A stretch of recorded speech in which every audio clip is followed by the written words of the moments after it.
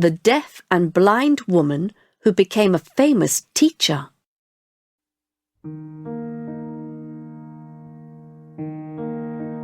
I became blind and deaf before I learned to speak. With the help of several special people, I learned to communicate. I used my communication skills to teach people about blindness. I also fought for the rights of women and workers. I was born in 1880 in Alabama in the USA.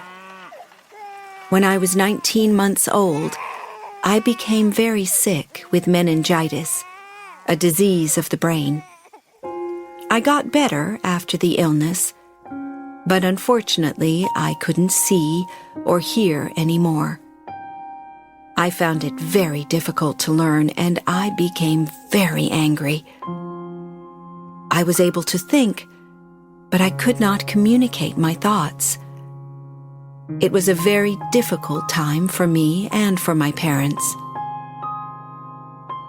My mother and father wanted to help me, but they didn't know what to do.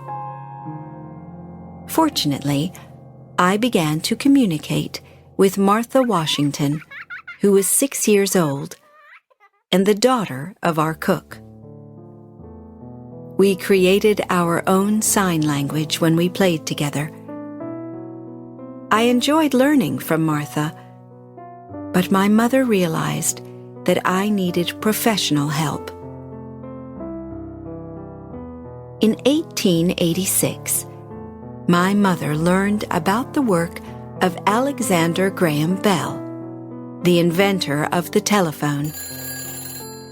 He was working on the problems of the deaf. Maybe he could help? Bell told my mother about Perkins School for Blind People, and the school sent a special teacher to our home. Her name was Anne Sullivan. At first, I was a very difficult student, but Anne Sullivan was very kind to me. One day, we were getting water from the well when Anne drew some signs on my hand. I realized that she was writing the word water.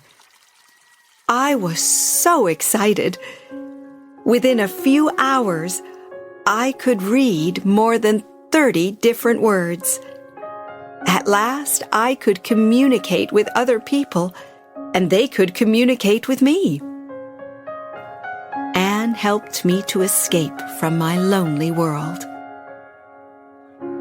When I was 8 years old, I went with Anne to the Perkins School for Blind People. At the school, I was excited to discover that there were other children like me. We all learned from our teachers and from each other. I learned to read Braille in English and later in several other languages. In 1894, Anne took me to New York, and I studied at several different schools for the blind and deaf. I tried to learn to speak, but it was difficult. My voice worked, but I didn't know how to use it properly. Only Anne and a few other people could understand me when I spoke. I studied hard, and in 1900 I started at university. Anne went with me to every class. She wrote the teacher's words on my hand. In 1904, I became the first deaf and blind person to get a degree. I was so happy and proud, and I knew that I wanted to use my communication skills to help other people. At first, I worked with organizations that fought for women's rights. Then, in 1912, I started to work with workers' organizations. I discovered that some types of work made people blind. I wanted people to know about this problem, so I wrote a book in Braille about it.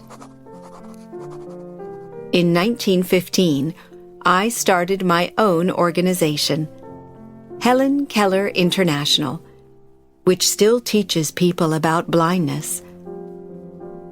I wanted everyone to know that in many cases, blindness can be prevented. For many years, I traveled around the world and talked to groups of people about blindness. I communicated with Anne. She then spoke my words for me. Our talks became very popular, and sometimes we earned up to $2,000 a week. We gave the money to organizations that helped blind people.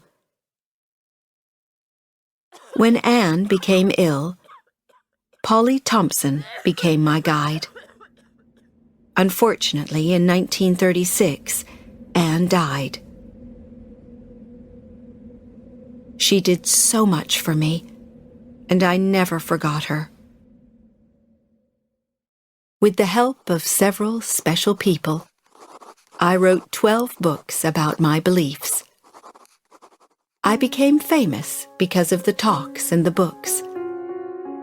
Important people wanted to meet me. I even met the King of England and the President of the USA. Polly Thompson helped me with my work until she became very ill in 1957. After that, Winnie Corbally became my guide and traveled with me to teach people about blindness.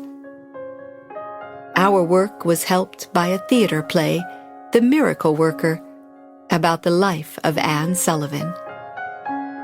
In 1962, it became a popular film. In 1964, I won an important award from the President of the USA for my work. The year after that, my name was added to the list of the most successful women in the USA, the Women's Hall of Fame. The names of my guides, Anne, Polly, and Winnie, should be in that list too. In 1968, at the end of my life, I remembered Anne, Polly, and Winnie. I felt proud of our work, which helped blind people around the world.